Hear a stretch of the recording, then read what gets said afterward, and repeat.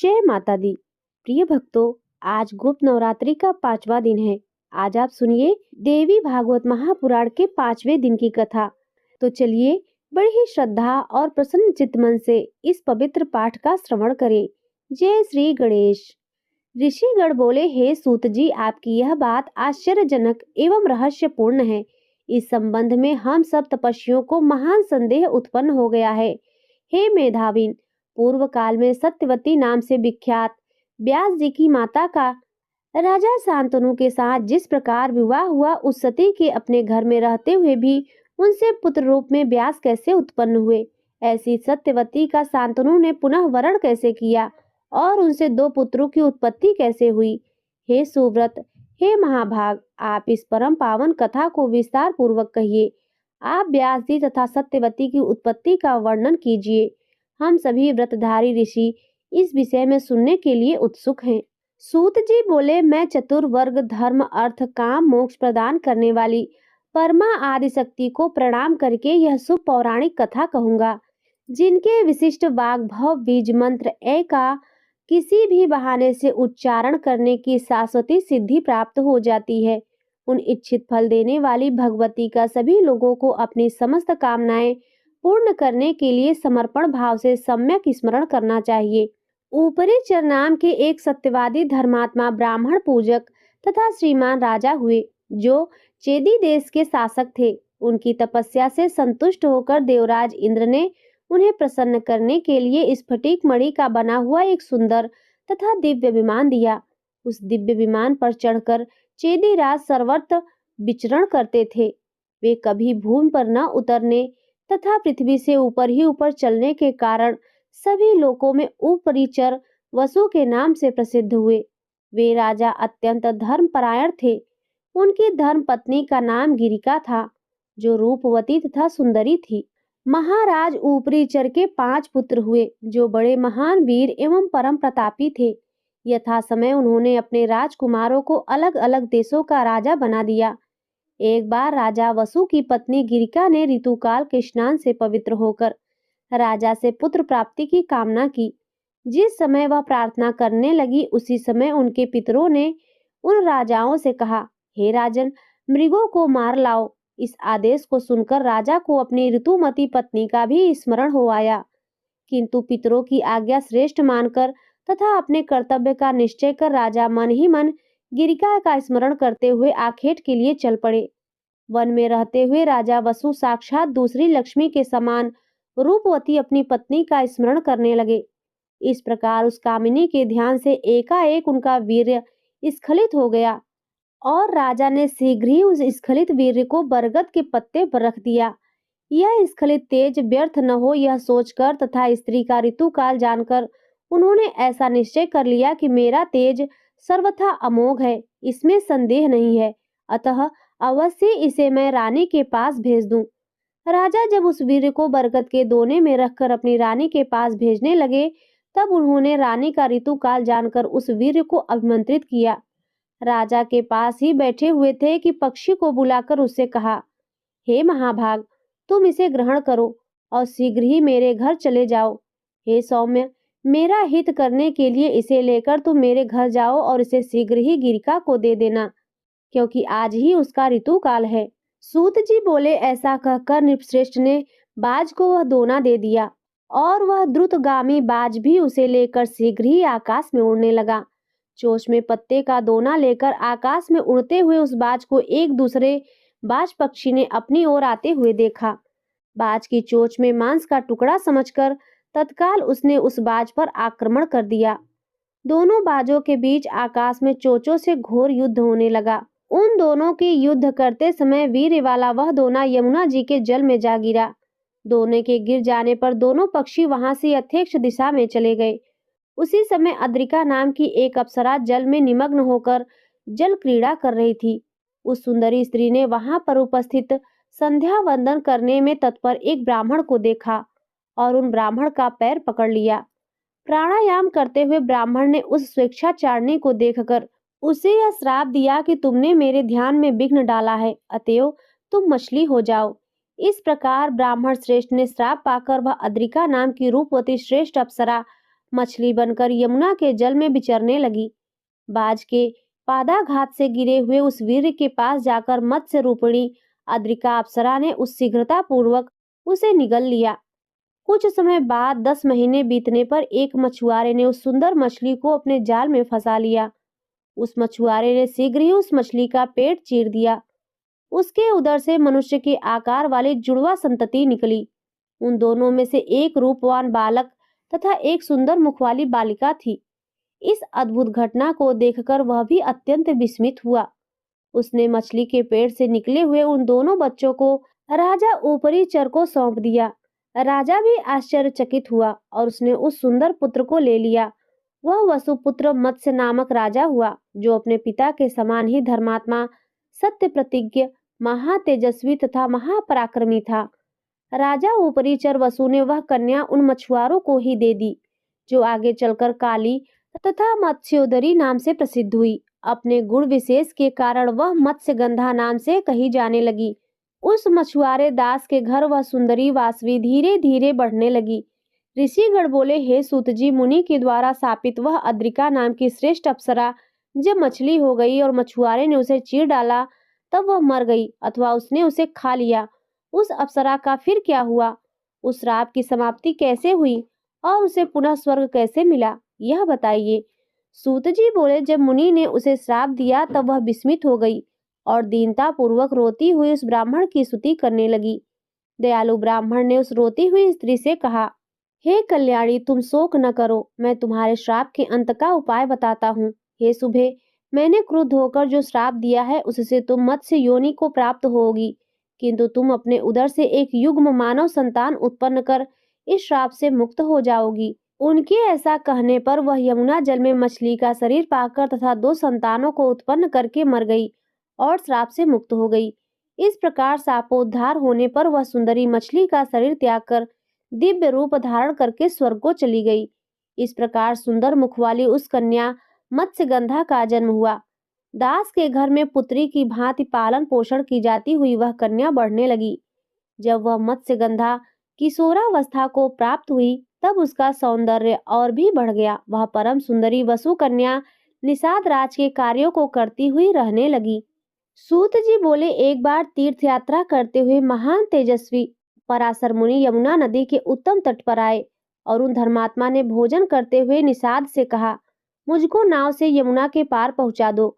मुनि का वचन सुनकर यमुना के तट पर भोजन करते हुए उस निषाद ने अपनी सुंदर युवा पुत्री मत्स्यगंधा से कहा, हे सुंदर मुस्कान वाली पुत्री, तुम इन मुनि को नाव में बैठाकर पार उतार दो, क्योंकि यह धर्मात्मा तपस्वी उस पार जाने के इच्छुक हैं। पिता के ऐसा कहने पर वह सुंदर वासवी मत्स्यगंधा मुनि को नाव में बैठाकर खेने लगी। यमुना नदी के जल पर नाव से चलते समय दैव योग से प्रारब्धानुसार मुनि पराशर उस सुंदर नेत्रों वाली कन्या को देखकर आसक्त हो गए। प्रपुष्टित यौवन वाली उस कन्या को देखकर उसे प्राप्त करने की इच्छा वाले मुनिराज ने अपनी दाहिनी भुजा से उसकी दाहिनी भुजा का स्पर्श किया। इस पर उस असितापांगी ने मुस्कुराकर कहा, क्या आपका यह कृत्य आपके कुल तपस्या तथा वेद ज्ञान के अनुरूप है? हे धर्मज्ञ, आप वशिष्ठ के वंशज हैं और कुल तथा शील से युक्त हैं, फिर भी कामदेव से पीड़ित होकर आप क्या करना चाहते हैं? हे ब्राह्मण श्रेष्ठ, इस पृथ्वी पर मनुष्य जन्म दुर्लभ है, उसमें भी ब्राह्मण कुल में जन्म लेना तो मैं विशेष रूप से और भी दुर्लभ मानती हूँ। हे विपेंद्र, आप कुल से, शील से तथा वेद्या अध्ययन से एक धर्मपरायण श्रेष्ठ ब्राह्मण हैं। मुझ मत्स्यगंधा को देखकर आप अनाचार युक्त विचार वाले कैसे हो गए? हे अमोघ बुद्धि वाले ब्राह्मण, मेरे शरीर में स्थित किस विशेषता को देखकर आप मेरा हाथ पकड़ने के लिए कामासक्त होकर मेरी ओर चले आ रहे हैं? क्या आपको अपने धर्म का ज्ञान नहीं है? अहो, ये मंद बुद्धि ब्राह्मण इस जल में मुझे पकड़ने को आतुर हो रहे हैं। मेरा स्पर्श करके काम बाढ़ से आहत इनका मन व्याकुल हो उठा है। इस समय कोई भी इन्हें रोकने में समर्थ नहीं है। ऐसा सोचकर उस निषाद कन्या ने महामुनि पराशर से कहा, हे महाभाग, आप धैर्य धारण करें, मैं अभी आपको उस पार ले चलती हूँ। सूत जी बोले, मुनि पराशर उनका हितकारी वचन सुनकर उनका हाथ छोड़ करके वहीं स्थित हो गए और उस पार पहुंच गए। तदंतर पराशर मुनि ने मत्स्यगंध्या को पकड़ लिया। तब भय से कांपती हुई वह कन्या सम्मुख स्थित मुनि से कहने लगी, हे मुनिवर, मैं दुर्गंध वाली हूँ, मुझसे क्या आपको घृणा नहीं हो रही?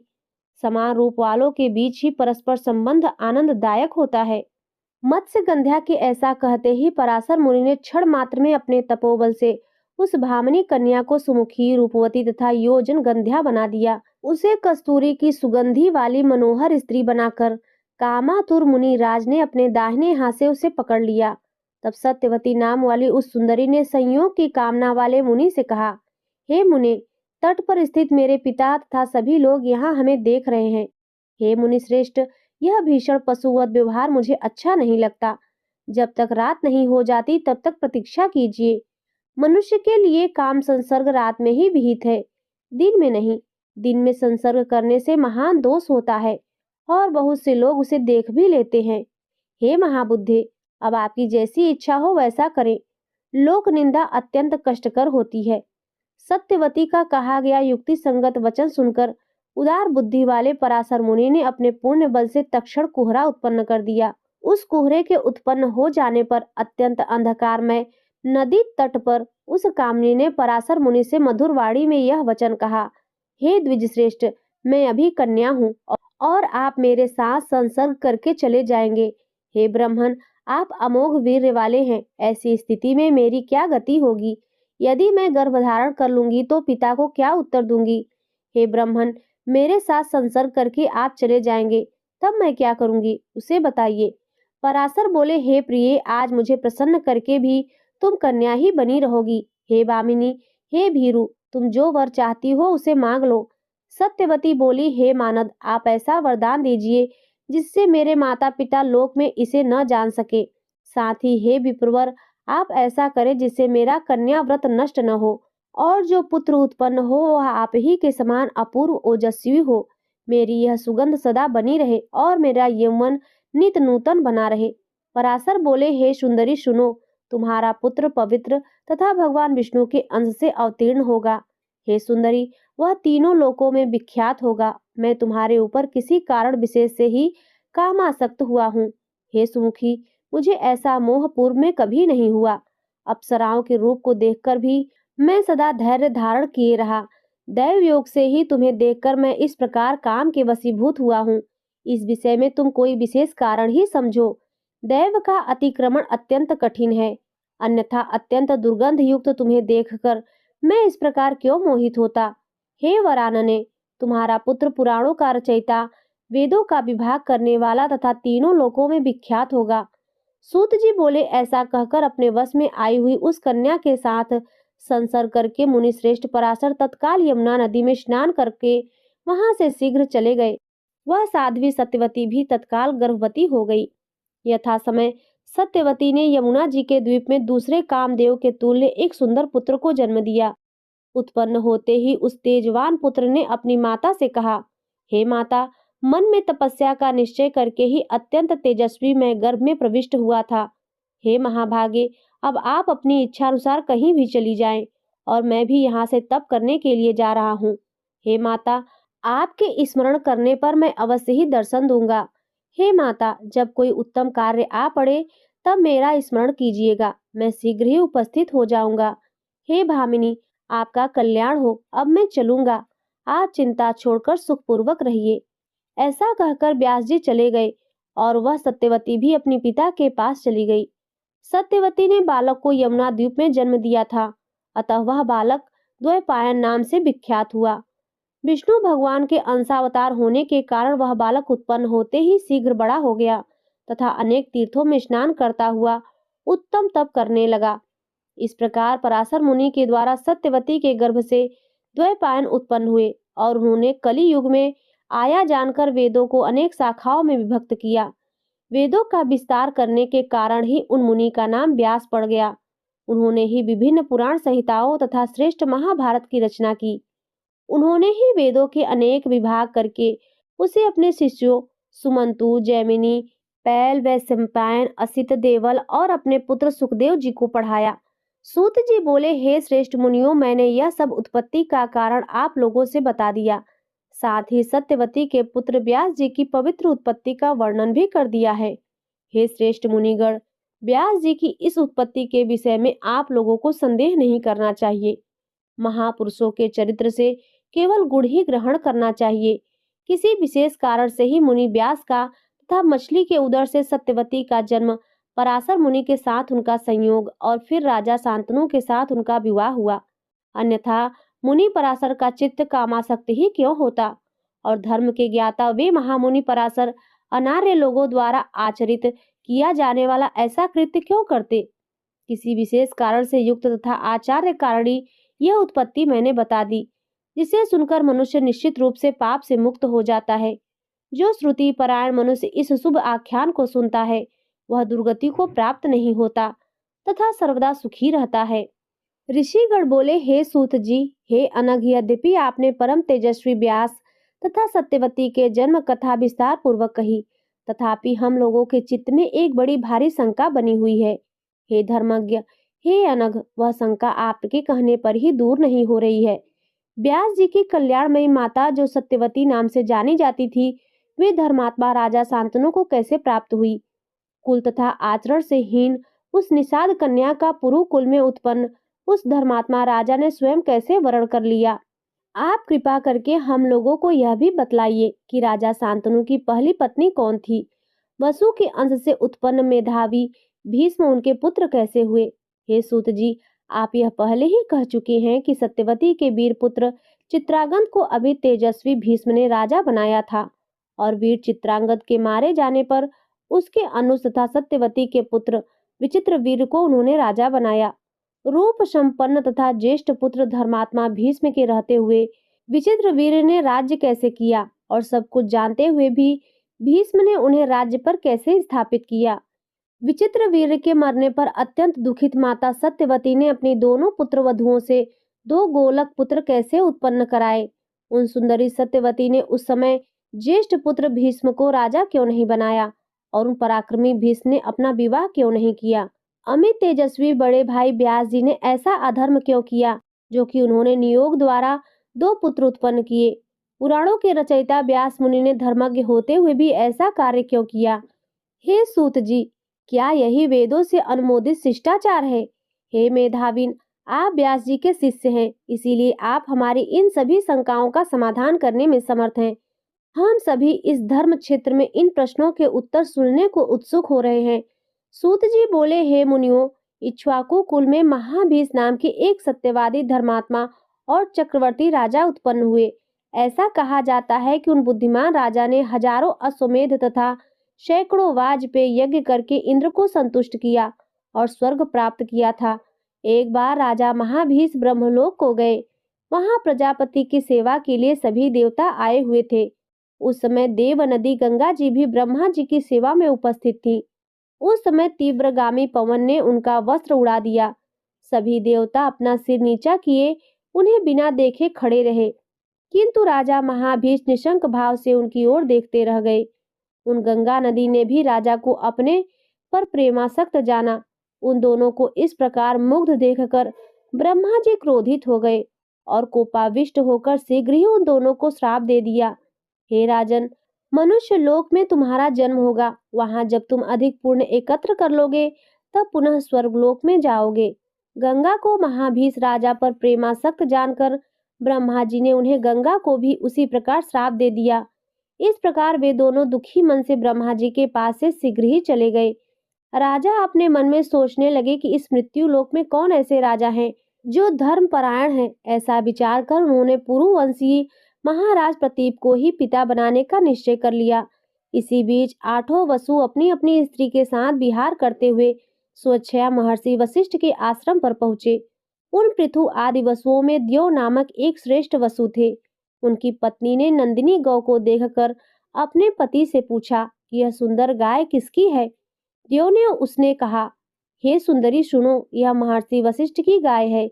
इस गाय का दूध स्त्री या पुरुष कोई भी पीता है, उसकी आयु 10,000 वर्ष की हो जाती है और उसका यौवन सर्वदा बना रहता है। यह सुनकर उस सुंदरी स्त्री ने कहा, मृत्यु लोक में मेरी एक सखी है। मेरी वह सखी राजर्षि उसी नर की परम सुंदरी कन्या है। हे महाभाग, उसके लिए अत्यंत सुंदर तथा सब प्रकार की कामनाओं को देने वाली इस गाय को बछड़े सहित अपने आश्रम में ले चलिए। जब मेरी सखी इसका दूध पिएगी, तब वह निर्जरा एवं रोग रहित होकर मनुष्यों में एकमात्र अद्वितीय बन जाएगी। उसका वचन सुनकर देव नाम के वसु ने पृथु आदि अष्ट वसुओं के साथ जितेंद्रिय मुनि का अपमान करके नंदिनी का अपहरण कर लिया। नंदिनी का हरण हो जाने पर महातपस्वी वशिष्ठ फल लेकर शीघ्र ही अपने आश्रम आ गए। जब मुनि ने अपने आश्रम में बछड़े सहित नंदिनी गाय को नहीं देखा, तब वे तेजस्वी वनों में गुफाओं में उसे ढूंढने लगे। जब वह गाय नहीं मिली, तब वरुण पुत्र मुनि वशिष्ठ जी ध्यान योग से उसे वसुओं के द्वारा हरी गई जानकर अत्यंत कुपित हुए। वसुओं ने मेरी अवमानना करके मेरी गौ चुरा ली है। वे सभी मानव योनि में जन्म ग्रहण करेंगे, इसमें संदेह नहीं है।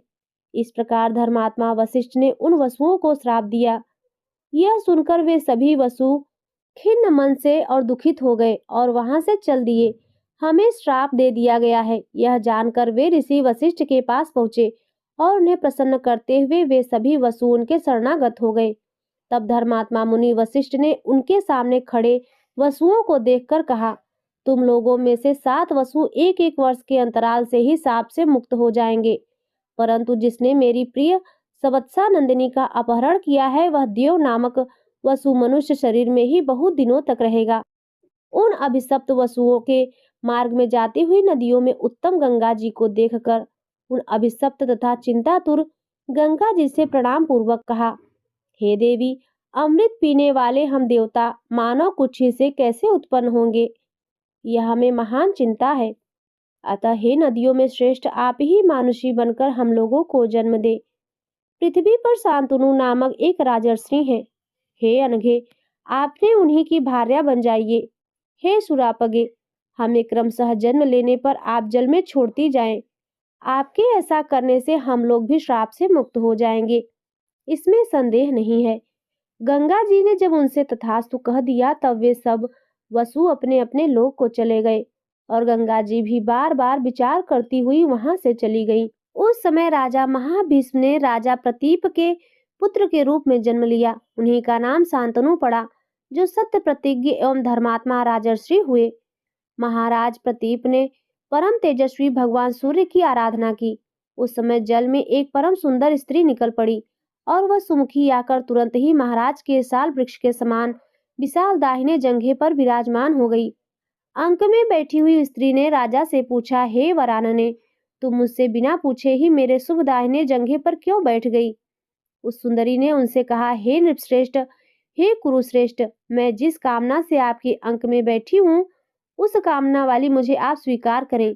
उस रूप यौवना संपन्ना सुंदरी से राजा ने कहा, मैं किसी सुंदरी पर स्त्री को काम की इच्छा से नहीं स्वीकार करता।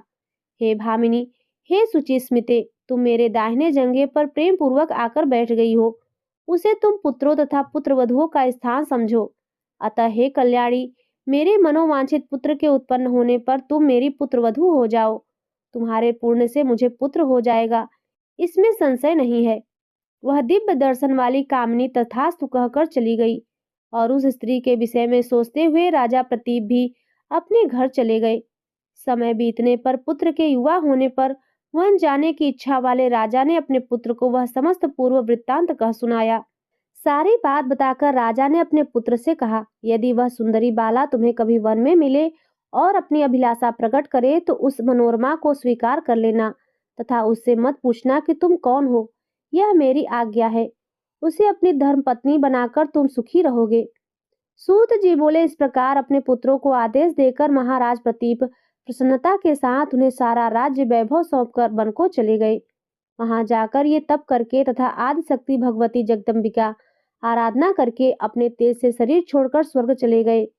महातेजस्वी राजा शांतनु ने सार्वभौम राज्य प्राप्त किया और वे धर्म पूर्वक प्रजा का पालन करने लगे।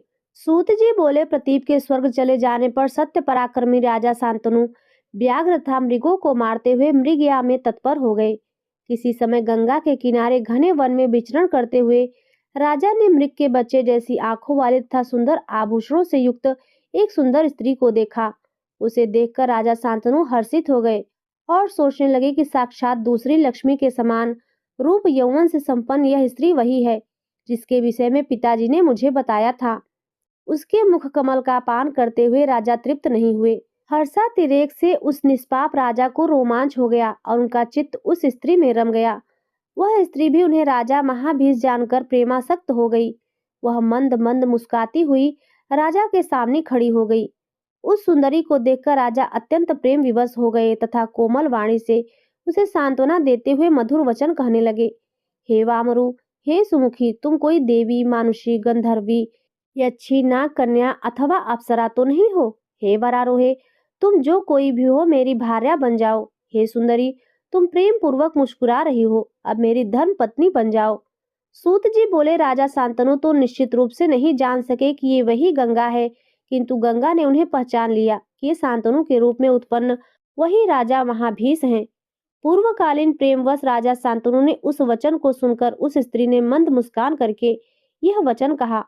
स्त्री बोली, हे नृपश्रेष्ठ, मैं यह नहीं जानती कि आप महाराज प्रतीप के योग्य पुत्र हैं। अतः भला कौन ऐसी स्त्री होगी जो संयोगवश अपने अनुरूप पुरुष को पाकर भी उसे पति रूप में स्वीकार न करेगी।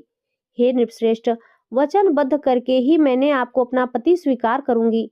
हे राजन, हे नृपोत्तम, अब आप मेरी शर्त सुनिए जिससे मैं आपका वरण कर सकूं। हे राजन, मैं भला बुरा जो भी कार्य करूं आप मुझे मना नहीं करेंगे तथा न कोई अप्रिय बात ही कहेंगे। जिस समय आप मेरा यह वचन नहीं मानेंगे उसी समय हे मान्य, हे नृपश्रेष्ठ, मैं आपको त्याग कर जहाँ चाहूंगी उस जगह चली जाऊंगी। उस समय प्रार्थना पूर्वक वसुओं के जन्म ग्रहण करने का स्मरण करके तथा महाभीष ने पूर्वकालीन प्रेम को अपने मन में सोच करके गंगा जी ने राजा शांतनु के तथास्तु कहने पर उन्हें अपने पति बनाना स्वीकार कर लिया। इस प्रकार मानवीय रूप धारण करने वाली रूपवती तथा सुंदर वर्ण वाली गंगा महाराज शांतनु की पत्नी बनकर राजभवन में पहुंच गई। राजा शांतनु उन्हें पाकर सुंदर उपवन में विहार करने लगे। भावों को जानने वाली वे सुंदरी गंगा भी राजा शांतनु के साथ विहार करने लगी। उनके साथ महाराज शांतनु को क्रीड़ा करते अनेक वर्ष बीत गए, पर उन्हें समय बीतने का बोध ही नहीं हुआ। वे उन मृग लोचन के साथ उसी प्रकार विहार करते थे जिस प्रकार इंद्राणी के साथ इंद्र। सर्वगुण संपन्ना गंगा तथा चतुर शांतनु भी दिव्य भवन में लक्ष्मी तथा नारायण की भांति विहार करने लगे। इस प्रकार कुछ समय बीतने पर गंगा जी ने महाराज शांतनु के गर्भ धारण किया और यथा समय उस सुनयनी ने एक वसुक पुत्र के रूप में जन्म दिया। उन्होंने उस बालक को उत्पन्न होते ही तत्काल जल में फेंक दिया। इस प्रकार दूसरे, तीसरे, चौथे, पांचवें, छठे तथा सातवें पुत्र के मारे जाने पर राजा शांतनु को बड़ी चिंता हुई। उन्होंने सोचा, अब मैं क्या करूं? मेरा वंश इस पृथ्वी पर सुस्थिर कैसे होगा? इस पापिनी ने मेरे 7 पुत्र मार डाले। यदि इसे रोकता तो यह मुझे त्याग कर चली जाएगी। मेरा अभिलषित 8वां गर्भ भी इसे प्राप्त हो गया है। यदि अब भी मैं इसे रोकता नहीं हूँ तो यह इसे भी जल में फेंक देगी। यह भी मुझे महान संदेह है कि भविष्य में कोई और संतति होगी अथवा नहीं। यदि उत्पन्न हो तो भी पता नहीं यह दुष्टा उसकी रक्षा करेगी अथवा नहीं। इस संशय की स्थिति में अब मैं क्या करूं? वंश की रक्षा के लिए मुझे कोई दूसरा यत्न करना ही होगा।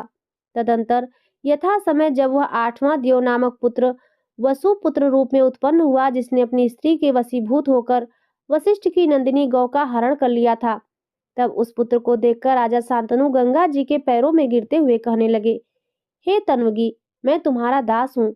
हे सुचि स्मिते, मैं प्रार्थना करता हूँ, मैं इस पुत्र को पालना चाहता हूँ, अतः इसे जीवित ही मुझे दे दो। हे करभोरु, तुमने मेरे 7 सुंदर पुत्रों को मार डाला, किंतु इस 8वें पुत्र की रक्षा करो। हे सुश्रोणी, मैं तुम्हारे पैरों पड़ता हूँ।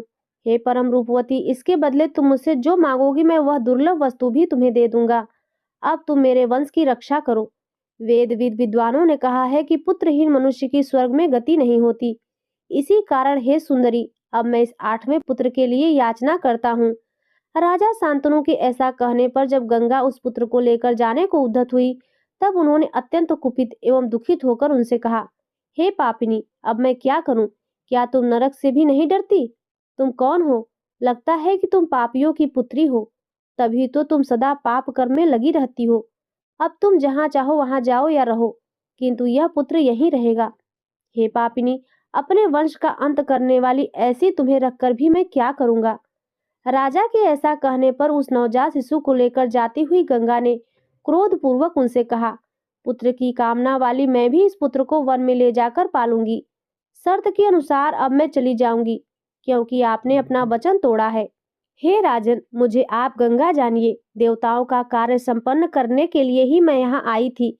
महात्मा वशिष्ठ ने प्राचीन काल में 8 वसुओं को श्राप दिया था कि तुम सब मनुष्य योनि में जाकर जन्म लो। तब चिंता से व्याकुल होकर 8 वसु मुझे वहां स्थित देखकर कहने लगे, हे अनघे, आप हमारी माता बने। अतः हे नृपश्रेष्ठ, उन्हें वरदान देकर मैं आपकी पत्नी बन गई। आप ऐसा समझ लीजिए कि देवताओं का कार्य सिद्ध करने के लिए ही मेरा जन्म हुआ है। वे 7 वसु जो आपके पुत्र बनकर ऋषि के श्राप से विमुक्त हो गए, यह 8वां वसु कुछ समय तक आपके पुत्र रूप में विद्यमान रहेगा। अतः हे महाराज शांतनु, मुझ गंगा के द्वारा दिए हुए पुत्र को आप स्वीकार कीजिए। इसे 8वां वसु जानते हुए आप पुत्र सुख का भोग करें, क्योंकि हे महाभाग, यह गांगेय बड़ा ही बलवान होगा। अब इसे मैं वहीं ले जा रही हूँ जहाँ मैंने आपका पति रूप से वरण किया था। हे राजन, इसे पालकर इसके युवा होने पर मैं पुनः आपको दे दूंगी, क्योंकि मातृहीन बालक न जी पाता है न सुखी रहता है। ऐसा कहकर उस बालक को लेकर गंगा वहीं अंतर्ध्यान हो गई। राजा भी अत्यंत दुखित होकर अपने राजभवन में रहने लगे। महाराज शांतनु स्त्री तथा पुत्र के वियोग जन्य महान कष्ट का सदा अनुभव करते हुए किसी प्रकार राज्य कार्य संभालने लगे। कुछ समय बीतने पर महाराज आखेट के लिए वन में गए। वहां अनेक प्रकार के मृग, गड़ों, भैंसों तथा सूकरों को अपने बाणों से मारते हुए वे गंगा जी के तट पर जा पहुंचे। उस नदी में बहुत थोड़ा जल देखकर वे राजा शांतनु बड़े आश्चर्य में पड़ गए। उन्होंने वहां नदी के किनारे खेलते हुए एक बालक को महान धनुष खींचकर बहुत से बाणों को छोड़ते हुए देखा। उसे देखकर राजा शांतनु बड़े विस्मित हुए और कुछ भी नहीं जान पाए। उन्हें यह भी स्मरण न हो पाया कि यह मेरा पुत्र है या नहीं। उस बालक के अति मानवीय कृत्य, बाण चलाने के अस्तग्लाघव, असाधारण विद्या और कामदेव के समान सुंदर रूप को देखकर अत्यंत विस्मित राजा ने उनसे पूछा, हे निर्दोष बालक, तुम किसके पुत्र हो? किंतु उस वीर बालक ने कोई उत्तर नहीं दिया और वह बाण चलाता हुआ अंतर्ध्यान हो गया। तब राजा शांतनु चिंतित होकर यह सोचने लगे, कहीं यह मेरा ही पुत्र तो नहीं है। अब मैं क्या करूं और कहां जाऊं? जब उन्होंने वहीं खड़े होकर समाहित चित्त से गंगा जी की स्तुति की, तब गंगा जी ने प्रसन्न होकर पहले के समान ही एक रूपवती स्त्री के रूप में उन्हें दर्शन दिया। सर्वांग सुंदरी गंगा जी को देखकर राजा शांतनु बोले, हे गंगे, यह बालक कौन था और कहाँ चला गया? आप उसे मुझको दिखा दीजिए। गंगा जी बोली, हे राजेंद्र, यह आपका ही पुत्र 8वां वसु है, जिसे मैंने पाला है। इस महातपस्वी गांगेय को मैं आपको सौंपती हूँ। हे सुव्रत, यह बालक आपके इस कुल की कीर्ति को बढ़ाने वाला होगा। इसे सभी वेद शास्त्र एवं शाश्वत धनुर्वेद की शिक्षा दी गई है। आपका यह पुत्र वशिष्ठ के दिव्य आश्रम में रहा है और सब विद्याओं में पारंगत, कार्य कुशल एवं सदाचारी है। जिस विद्या को जमदग्नि पुत्र परशुराम जानते हैं, उसे आपका यह पुत्र जानता है। हे राजेंद्र, यह नराधीप, आप इसे ग्रहण कीजिए। जाइए और सुखपूर्वक रहिए। ऐसा कहकर तथा वह पुत्र राजा को देकर गंगा जी अंतर्ध्यान हो गई। उसे पाकर राजा शांतनु बहुत आनंदित और सुखी हुए। राजा शांतनु पुत्र का आलिंगन करके तथा उसका मस्तक सूंघकर और उसे अपने रथ पर बैठाकर अपने नगर की ओर चल पड़े। राजा ने हस्तिनापुर जाकर महान उत्सव किया और दैवज्ञ को बुलाकर शुभ मुहूर्त पूछा। राजा शांतनु ने सब प्रजाजनों तथा सभी श्रेष्ठ मंत्रियों को बुलाकर गंगा पुत्र को युवराज पद पर बैठा दिया। उस सर्वगुण संपन्न पुत्र को युवराज बनाकर वे धर्मात्मा शांतनु सुखपूर्वक रहने लगे। अब उन्हें गंगा जी की भी सुधि नहीं रही। सूत जी बोले, इस प्रकार मैंने आपको सबको वसुओं के श्राप का कारण, गंगा के प्राकट्य तथा भीष्म की उत्पत्ति का वृत्तांत कह दिया। जो मनुष्य गंगा अवतरण तथा वसुओं के उद्भव की इस पवित्र कथा को सुनता है, वह सब प्रकार के पापों से मुक्त हो जाता है, इसमें संदेह नहीं है। हे मुनिश्रेष्ठो, मैंने यह पवित्र पुण्यदायक तथा वेद सम्मत पौराणिक आख्यान जैसा व्यास जी के मुखारविंद से सुना था, वैसा आप लोगों से कह दिया। द्वैपायन व्यास जी के मुख से निसृत यह श्रीमद् देवी भागवत महापुराण बड़ा ही पवित्र, अनेकानेक कथाओं से परिपूर्ण तथा सर्ग प्रतिसर्ग आदि 5 पुराण लक्षणों से युक्त है। हे मुनिश्रेष्ठों, सुनने वालों के समस्त पापों का नाश करने वाले, कल्याणकारी, सुखदायक तथा पुण्यप्रद इस इतिहास का मैंने आप लोगों से वर्णन कर दिया। ऋषिगण बोले, हे लोमहर्षण तनय सूत जी, आपने शापवश अष्टवसुओं के जन्म तथा गंगा जी की उत्पत्ति का वर्णन किया। हे धर्मज्ञ, व्यास जी की सत्यवती नाम की साध्वी माता जो पवित्र गंध वाली थी, वे राजा शांतनु को पत्नी रूप में कैसे प्राप्त हुई, यह हमें विस्तार के साथ बताइए। महान धर्मनिष्ठ राजा शांतनु ने निषाद पुत्री के साथ विवाह क्यों किया? हे सुव्रत, यह बताकर आप हमारे संदेह का निवारण कीजिए। सूत जी बोले, राजर्षि शांतनु सदा आखेट करने में तत्पर रहते थे। वे वन में जाकर मृग, महिष तथा मृगों का वध किया करते थे। राजा शांतनु केवल 4 वर्ष तक भीष्म के साथ उसी प्रकार सुख से रहे जिस प्रकार भगवान शंकर कार्तिकेय के साथ आनंद पूर्वक रहते थे। एक बार वे महाराज शांतनु वन में बाण छोड़ते हुए बहुत से गैंडों तथा सूकरों का वध करते हुए किसी समय नदियों में श्रेष्ठ यमुना के किनारे जा पहुंचे। राजा ने वहां पर कहीं से आती हुई उत्तम गंध को सूंघा तथा उस सुगंधि के उद्गम का पता लगाने के लिए वे वन में विचरने लगे। वे बड़े असमंजस में पड़ गए कि यह मनोहर सुगंधि न मंदार पुष्प की है, न कस्तूरी की और न मालती की, न चंपा की है और न केतकी की है। मैंने ऐसी अनुपम सुगंधि का पूर्व में कभी नहीं अनुभव किया था। इस दिव्य सुगंधि को लेकर सुंदर वायु बह रही है। मेरी ज्ञान इंद्रियां मुग्ध कर देने वाली यह वायु कहाँ से आ रही है? इस प्रकार सोचते विचारते राजा शांतनु गंध के लोभ से मोहित सुगंधित वायु का अनुसरण करते हुए वन प्रदेश में विचरण करने लगे। उन्होंने यमुना नदी के तट पर बैठी हुई एक दिव्य दर्शन वाली स्त्री को देखा, जो मलिन वस्त्र धारण करके और श्रृंगार न करने पर भी मनोहर दिख रही थी। उस श्याम नैनों वाली स्त्री को देखकर राजा आश्चर्य में पड़ गए और उन्हें इस बात का विश्वास हो गया कि यह सुगंधि इसी स्त्री के शरीर की है। उसका अद्भुत एवं अतिशय सुंदर रूप सब प्राणियों का मन स्वाभाविक रूप से अपनी ओर आकर्षित करने वाली सुगंधि उसकी अवस्था तथा उसका वैसा शुभ नव यौवन देखकर राजा शांतनु को महान विस्मय हुआ। यह कौन है और इस समय यह कहाँ से आई है? यह कौन देवांगना है या मानवीय स्त्री? यह कौन गंधर्व कन्या अथवा नाग कन्या है? मैं सुगंधा कामिनी के विषय में कैसे जानकारी प्राप्त करूं? इस प्रकार विचार करके भी वे राजा जब कुछ निश्चय नहीं कर सके, तब तत्क्षण गंगा जी का स्मरण करते हुए वे काम के वशीभूत हो गए और तट पर बैठी हुई उस सुंदरी से उन्होंने पूछा, हे प्रिय, तुम कौन हो? किसकी पुत्री हो? हे वरोरु, तुम इस निर्जन वन में क्यों बैठी हो? हे सुनैने, क्या तुम अकेली ही हो? तुम विवाहिता हो या कुमारी, यह तो बताओ।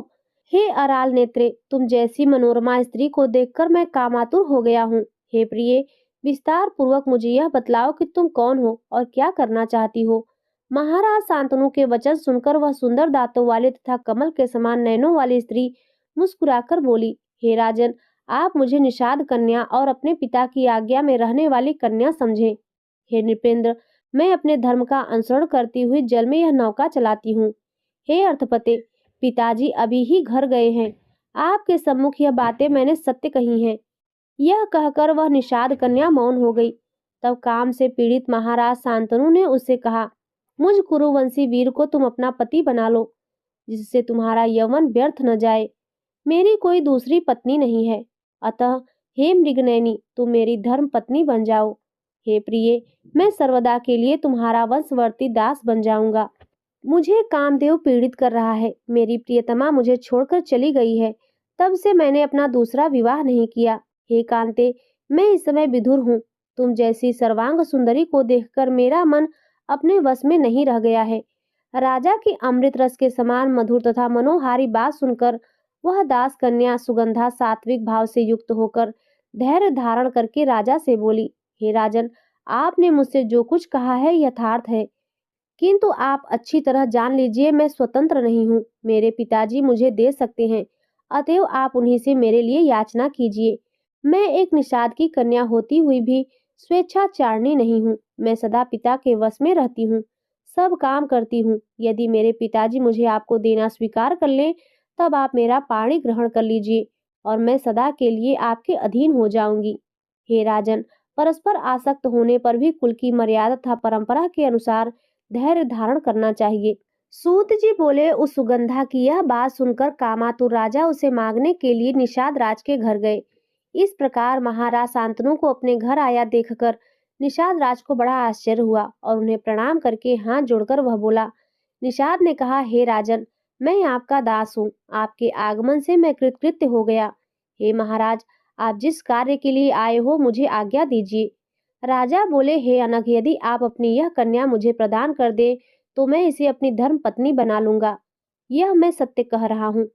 निषाद ने कहा, हे महाराज, यदि आप मेरे इस कन्या रत्न के लिए प्रार्थना कर रहे हैं तो मैं अवश्य दूंगा, क्योंकि देने योग्य वस्तु तो कभी अदेय नहीं होती।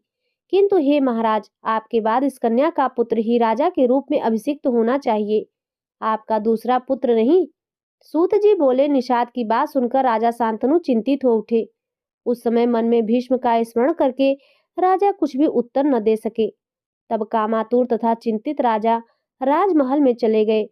उन्होंने घर जाने पर न स्नान किया, न भोजन किया और न ही शयन किया। तब उन्हें चिंतित देखकर पुत्र देवव्रत राजा के पास जाकर उनकी इस चिंता का कारण पूछने लगे। हे नृपश्रेष्ठ, कौन सा ऐसा शत्रु है जिसको आप जीत न सके? मैं उसे आपके अधीन कर दूं। हे नृपोत्तम, आपकी क्या चिंता है, मुझे सही सही बताइए। हे राजन, भला उस उत्पन्न हुए पुत्र से क्या लाभ जो पैदा होकर अपने पिता का दुख न समझे तथा उसको दूर करने का उपाय न कर सके। ऐसा कुपुत्र तो पूर्वजन्म के किसी ऋण को वापस लेने के लिए यहाँ आता है, इसमें किसी प्रकार का संदेह नहीं है। दशरथ के पुत्र रामचंद्र जी भी पिता की आज्ञा से राज्य त्याग कर लक्ष्मण और सीता के साथ वन में चले गए तथा चित्रकूट पर्वत पर निवास करने लगे। इसी प्रकार हे राजन, राजा हरिश्चंद्र का पुत्र जो रोहित नाम से प्रसिद्ध था, अपने पिता के इच्छानुसार बिकने के लिए तत्पर हो गया और खरीदा हुआ वह बालक ब्राह्मण के घर में सेवक का कार्य करने लगा। अजीत गर्त ब्राह्मण का एक श्रेष्ठ पुत्र था जो सुनसेप नाम से प्रसिद्ध था। खरीद लिए जाने पर वह पिता के द्वारा यूप में बांध दिया गया, जिसे बाद में विश्वामित्र ने छुड़ाया था। पूर्व काल में पिता की आज्ञा से ही परशुराम ने अपनी माता का सिर काट दिया था, ऐसा लोक में प्रसिद्ध है। इस अनुचित कर्म को करके भी उन्होंने पिता की आज्ञा का महत्व बढ़ाया था। हे पृथ्वीपते, यह मेरा शरीर आपका ही है, यद्यपि मैं समर्थ नहीं हूँ। फिर भी आप कहिए, मैं आपकी क्या सेवा करूं? मेरे रहते आपको किसी प्रकार की चिंता नहीं होनी चाहिए। मैं आपका असाध्य कार्य भी तत्काल पूरा करूंगा। हे राजन, आप बताइए कि आपको किस बात की चिंता है। मैं अभी धनुष लेकर उसका निवारण कर दूंगा। यदि मेरे इस शरीर से भी आपका कार्य सिद्ध हो सके तो मैं आपकी अभिलाषा पूर्ण करने को तत्पर हूँ। उस पुत्र को धिक्कार है जो समर्थ होकर भी अपने पिता की इच्छा को पूर्ण नहीं करता। जिस पुत्र के द्वारा पिता की चिंता दूर न हुई, उस पुत्र का जन्म लेने का क्या प्रयोजन? सूत जी बोले, अपने पुत्र गांगेय का वचन सुनकर महाराज शांतनु मन में लज्जित होते हुए उनसे शीघ्र ही कहने लगे। राजा बोले, हे पुत्र, मुझे यही महान चिंता है कि तुम मेरे इकलौते पुत्र हो। यद्यपि तुम बलवान, स्वाभिमानी, रणस्थल में पीठ न दिखाने वाले साहसी पुत्र हो, तथापि केवल एक पुत्र होने के कारण मुझ पिता का जीवन व्यर्थ है, क्योंकि यदि कहीं किसी समर में तुम्हें अमर गति प्राप्त हो गई तो मैं असहाय होकर क्या कर सकूंगा, यही मुझे सबसे बड़ी चिंता लगी है। इसी कारण मैं आजकल दुखित रहता हूँ। हे पुत्र, इसके अतिरिक्त मुझे दूसरी कोई चिंता नहीं है जिसे मैं तुम्हारे सामने कहूँ। सूत जी बोले, यह सुनकर गांगेय ने वृद्ध मंत्रियों से पूछा कि लग्ना से परिपूर्ण महाराज मुझे कुछ बता नहीं रहे हैं। आप लोग राजा की भावना जानकर सही एवं निश्चित कारण मुझे बताइए, मैं प्रसन्नता पूर्वक उसे संपन्न करूंगा। यह सुनकर मंत्रीगण राजा के पास गए और सब कारण सही सही जानकर उन्होंने युवराज गांगेय से आकर कह दिया। तब उनका अभिप्राय जानकर गांगेय विचार करने लगे। मंत्रियों के साथ गंगापुत्र देवव्रत उस निषाद के घर पर शीघ्र गए और प्रेम के साथ विनम्र होकर यह कहने लगे। गांगेय बोले, हे परंतप, आप अपनी सुंदरी कन्या मेरे पिताजी के लिए प्रदान कर दे, यही मैं आपसे प्रार्थना करता हूँ। आपकी ये कन्या मेरी माता हो और मैं इनका सेवक रहूंगा।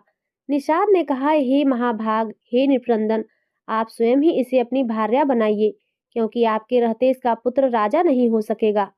गांगेय बोला, आपकी यह कन्या मेरी माता है, मैं राज्य नहीं करूंगा, इसका पुत्र ही निश्चित रूप से राज्य करेगा, इसमें कुछ भी संदेह नहीं है। निषाद ने कहा, मैंने आपकी बात सही मान ली, परंतु यदि आपका पुत्र बलवान हुआ तो वह बलपूर्वक राज्य को निश्चित ही लेगा। गांगेय बोले, हे तात, मैं कभी विवाह नहीं करूंगा, मेरा यह वचन सर्वथा सत्य है, यह मैंने भीष्म प्रतिज्ञा कर ली है। सूत जी बोले, गांगेय द्वारा की गई ऐसी प्रतिज्ञा सुनकर निषाद ने उस राजा शांतनु को अपनी सर्वांग सुंदरी कन्या सत्यवती सौंप दी। इस प्रकार राजा शांतनु ने प्रिय सत्यवती से विवाह कर लिया। वे नृपश्रेष्ठ शांतनु पूर्व में ही सत्यवती से व्यास जी का जन्म नहीं जानते थे। सूत जी बोले, इस प्रकार शांतनु ने सत्यवती से विवाह कर लिया। उसको चित्रांगद और विचित्र वीर्य नामक पुत्र उत्पन्न हुए और कालवश वे दोनों मृत्यु को भी प्राप्त हो गए। पुनः व्यास जी ने तेज से धृतराष्ट्र उत्पन्न हुए, जो जन्म से अंधे थे, क्योंकि मुनि को देखकर उस स्त्री ने अपने नेत्र बंद कर लिए थे। तत्पश्चात छोटी रानी व्यास जी को देखकर पीली पड़ गई थी, जिससे व्यास जी के कोप के कारण उससे पीतवर्ण पांडु का जन्म हुआ, इसमें संदेह नहीं है। निपुण दासी ने व्यास जी को संतुष्ट किया, जिसके परिणाम स्वरूप धर्म के अंश सत्यवादी तथा पवित्र विचार वाले विदुर उत्पन्न हुए। बड़े होने पर भी अंधे होने के कारण धृतराष्ट्र को राज्य नहीं दिया गया और छोटे होते हुए भी पांडु को मंत्रियों ने राज सिंहासन पर अभिषिक्त किया। भीष्म की सम्मति से ही महाबली पांडु को राज्य प्राप्त हुआ तथा प्रतिभा संपन्न विदुर जी मंत्रणा कार्य में नियुक्त किए गए। धृतराष्ट्र की दो स्त्रियां थीं, उनमें पहली शुक्ल पुत्री गांधारी कही गई है और दूसरी एक वैश्य पुत्री थी, जो गृह कार्यों में प्रतिष्ठित की गई थी।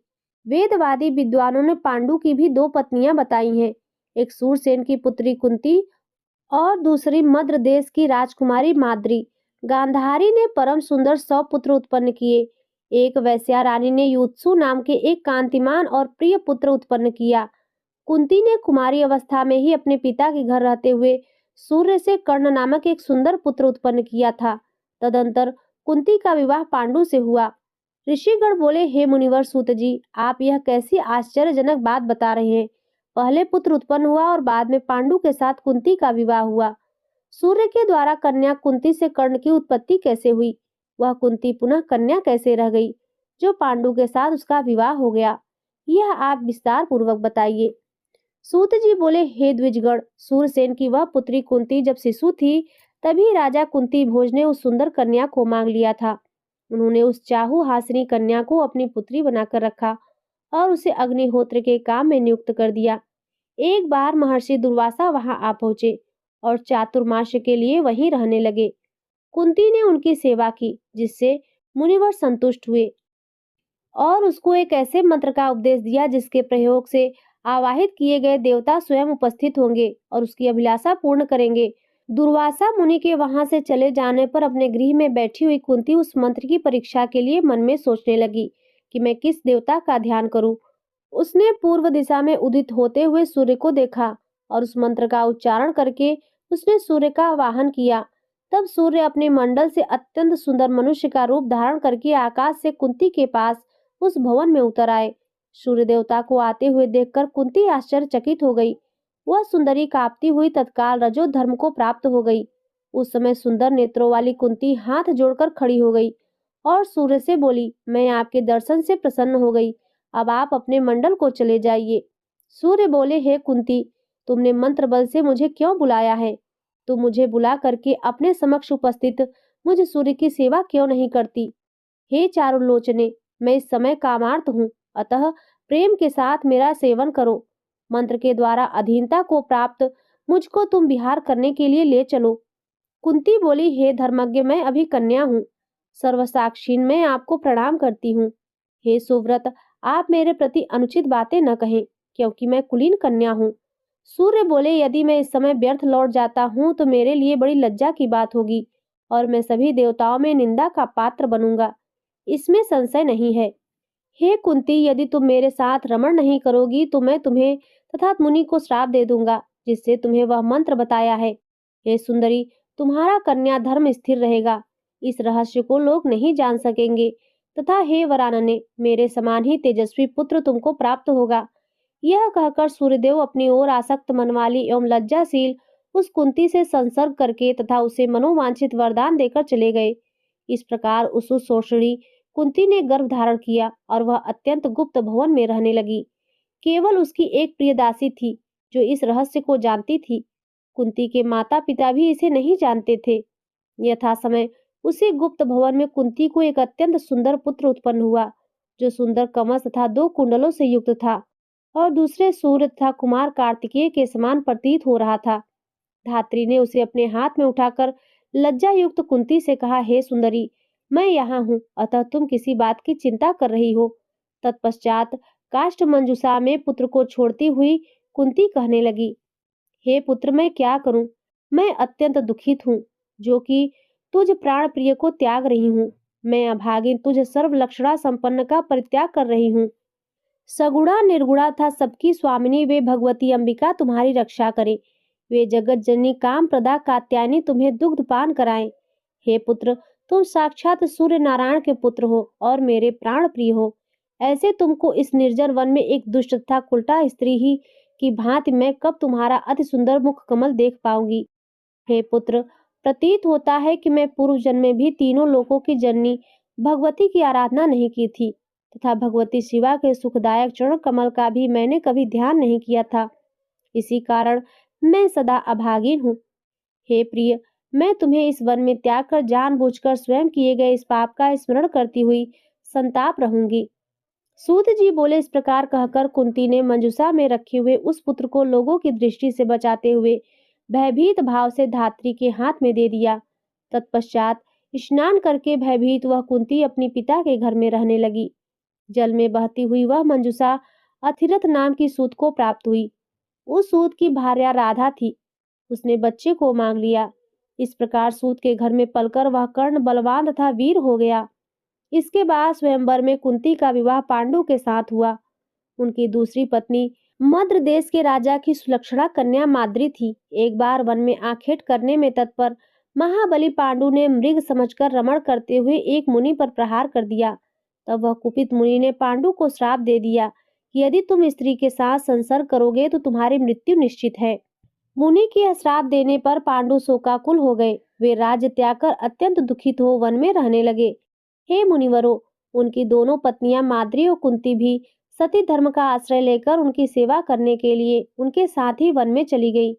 राजा पांडु गंगा जी के तट पर मुनियों के आश्रम में रहने लगे और धर्म शास्त्रों का श्रवण करते हुए कठिन तपस्या करने लगे।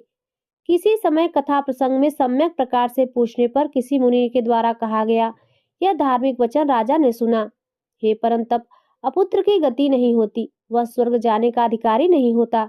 अतएव जिस किसी भी उपाय से पुत्र उत्पन्न करना चाहिए, अंसज पुत्री का पुत्र क्षेत्रज्ञ गोलक कुंड सहोर कानिन क्रीत वन में प्राप्त पालन करने में असमर्थ किसी का दिया हुआ इतने प्रकार के पुत्र पिता की संपत्ति के उत्तराधिकारी कहे गए हैं।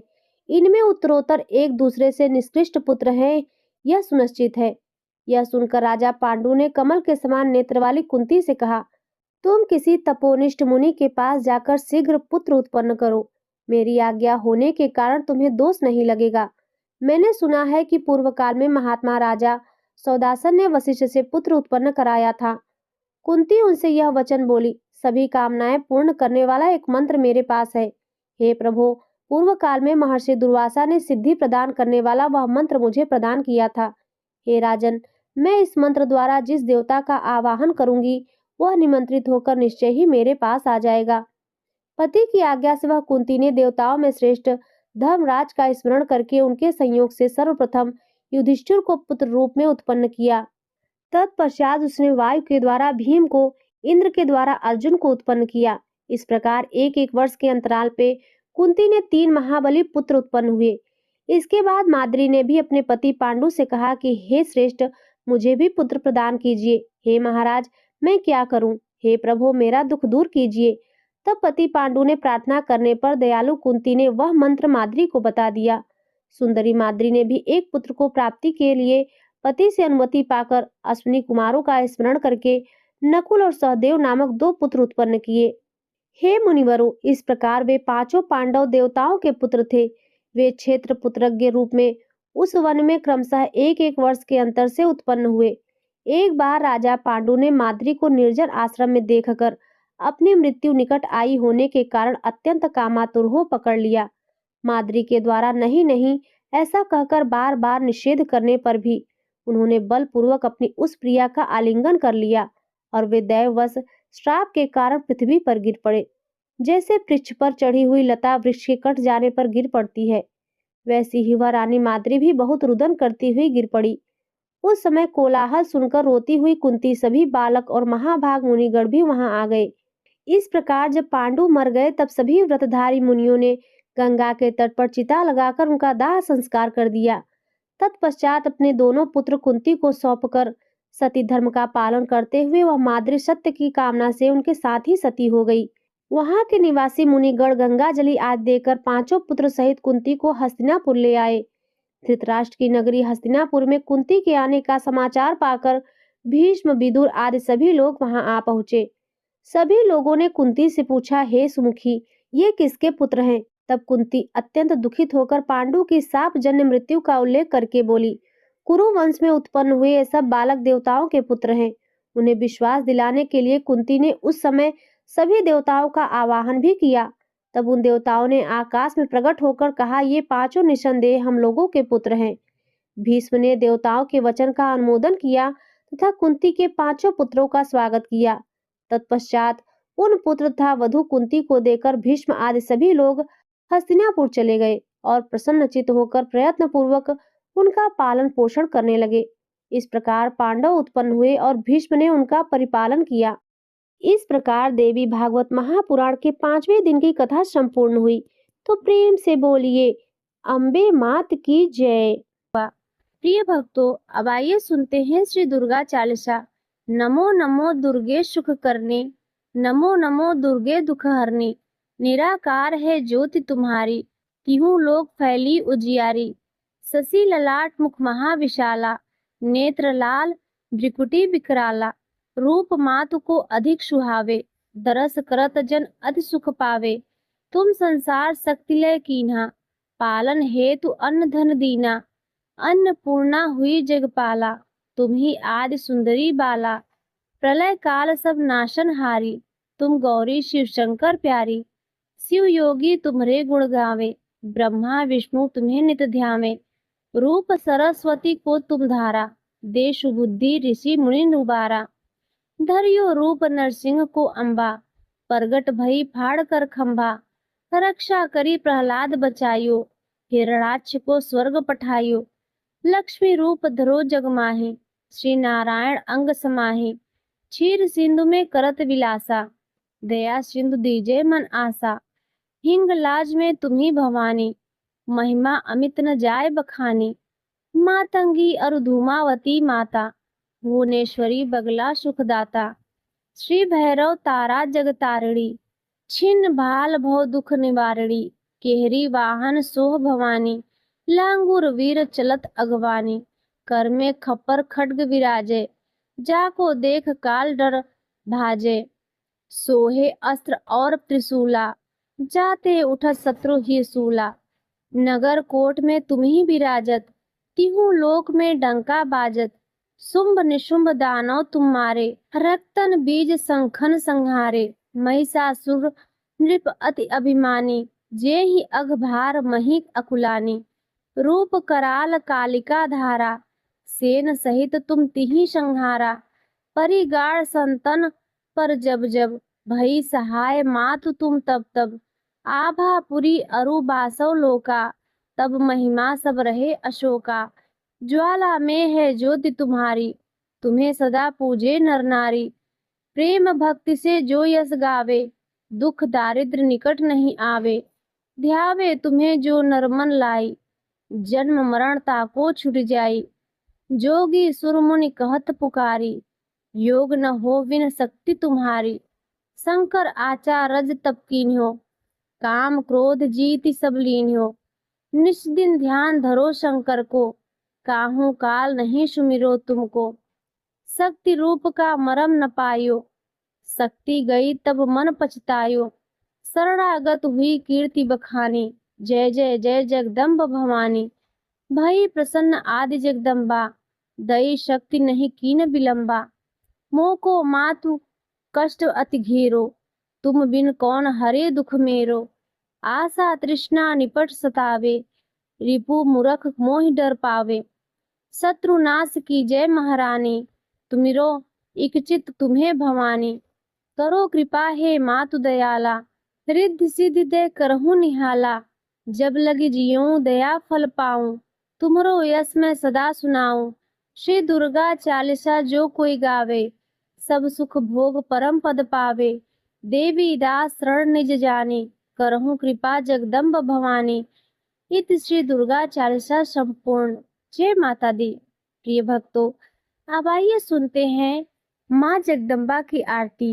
उसके बाद क्षमा प्रार्थना के साथ इस अध्याय को जय अम्बे गौरी मैया, जय श्यामा गौरी, तुमको निश दिन ध्यावत, मैया जी को सदा मनावत, हरि ब्रह्मा शिवरी, ओम जय अम्बे गौरी।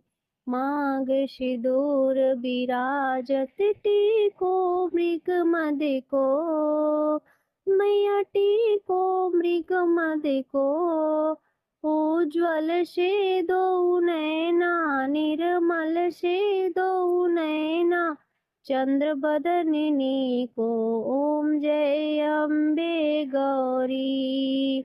कनक समान कलेवर, रक्तांबर राजे, मैया रक्तांबर राजे, रक्त पुष्प गलमाला, लाल फूल गलमाला, कंठन पर साजे, ओम जय अम्बे गौरी। के हरिवाहन राजत, खड्ग पर धारी, सुर नर मुनि जन सेवत, सुर नर मुनि जन सेवत, तिनके दुख हारी, ओम जय अम्बे गौरी। कानन कुंडल शोभित, नासाग्रे मोती, कोटिक चंद्र दिवाकर, कोटिक सूर्य प्रभाकर, राजत सम ज्योति, ओम जय अम्बे गौरी। शुंभ निशुंभ विदारी, महिषासुर घाती, धूम्र विलोचन नयना, मधुर विलोचन नयना, निश दिन मद माती, ओम जय अम्बे गौरी। चंड मुंड संहारे, शोणित बीज हरे, मधुकैटभ दो मारे, मधुकैटभ दो मारे, सुर भयहीन करे, ओम जय अम्बे गौरी। ब्रह्माणी रुद्राणी, तुम कमला रानी, आगम निगम बखानी, आगम निगम बखानी, तुम शिव पटरानी, ओम जय अम्बे गौरी। 64 योगिनी गावत, नृत्य करत भैरू, बाजत ताल मृदंगा, बाजत ढोल मृदंगा, अरु बाजत डमरू, ओम जय अम्बे गौरी। तुम ही जग की माता, तुम ही हो भरता, भक्तन की दुख हरता, भक्तन की दुख हरता, सुख संपत्ति करता, ओम जय अम्बे गौरी। पूजाचार्य अति शोभित, वर मुद्राधारी, मन वांछित फल पावत, मन इच्छित फल पावत, सेवत नर नारी, ओम जय अम्बे गौरी। कंचन थाल विराजत, अगर कपूर बाती, श्रीमाल के तुम राजत, विंध्याचल में विराजत, कोटि रतन ज्योति, ओम जय अम्बे गौरी। माँ अम्बे जी की आरती, जो कोई नर गावे, कहत शिवानंद स्वामी, कहत हरि हर स्वामी, सुख संपत्ति पावे, ओम जय अम्बे गौरी। प्रिय भक्तों, अब आइए करते हैं माँ से क्षमा प्रार्थना। हे माँ, मैंने अपनी सामर्थ्य और बुद्धि के अनुसार श्रद्धा पूर्वक दुर्गा सप्तशती का पाठ किया है। इस पाठ के दौरान जाने अनजाने मुझसे कई गलतियां हुई होंगी। मैं आपसे प्रार्थना करती हूँ कि यदि पाठ में कोई त्रुटि रह गई हो, जैसे कि मंत्रों का गलत उच्चारण, अक्षरों या मात्राओं की भूल या विधि में कोई कमी हो, तो आप मुझे क्षमा करें। आप तो सबकी माँ है और अपनी संतानों की गलतियों को क्षमा कर देती हैं। हे माँ जगदम्बे, आप मेरी सभी भूलों को क्षमा कर दें और इस पाठ का पूर्ण फल मुझे प्रदान करें। हे परमेश्वरी, मैं दिन रात हजारों अपराध करती रहती हूँ। मुझे अपना दास समझकर क्षमा करें। हे सुरेश्वरी, मैं न तो आपका आवाहन करना जानती हूँ, न विसर्जन, और न ही पूजा की विधि जानती हूँ। मुझसे जो भी पूजा हुई है उसे आप परिपूर्ण करें। हे देवी, शक्ति के अनुसार मैंने जो भी पूजा की उसे मेरे लिए शुभ बनाइए और मेरी गलतियों को क्षमा कर दीजिए। जय माता दी। प्रिय भक्तों, माता रानी की अनंत कृपा आप सभी पर सदैव बनी रहे। जिसने भी श्रद्धा भक्ति भाव से आज के इस अध्याय को सुना, माँ भगवती उनके जीवन में सुख समृद्धि और मंगलमय ऊर्जा का संचार करे। माँ भगवती का आशीर्वाद और आपके परिवारजनों पर हमेशा बना रहे। तो प्रिय भक्तों, यह कथा यहीं पर संपन्न होती है। अगर आज की कथा आपको अच्छी लगी हो तो वीडियो को लाइक जरूर करें। चैनल पर पहली बार आए हो तो सब्सक्राइब भी कर लें और कमेंट में जय माता दी अवश्य लिखें।